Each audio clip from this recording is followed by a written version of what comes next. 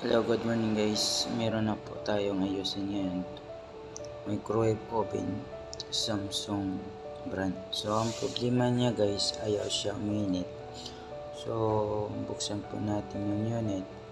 I-check po natin kung saan po yung sira. Mga kadalasan pag hindi uminit yung microwave oven guys, so i-check mo yung magnetron, diode, capacitor, limit switch, thermostat. So, ngayon guys, nakita ko na po yung problema. Ito po yung problema, magnetron po yung sira. So, kailangan natin palitan yan. So, i-check po natin yung diode din guys. Kailangan po natin yan i-check. At saka yung capacitor. Pag okay yung capacitor at saka diode, proceed po tayo sa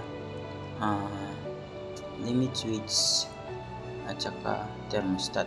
So ngayon guys, okay na po yung lahat ng parts. So napalitan na po natin yung magnetron guys. So okay na, napalitan ko na ng bagong magnetron. So i-testing po natin para ma-okay na po yung microwave natin. So ngayon guys, okay na po yung unit natin.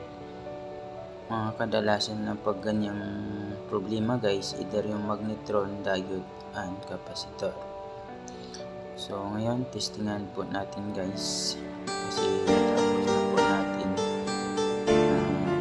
na-repair yung microwave. So okay na po yung unit po natin.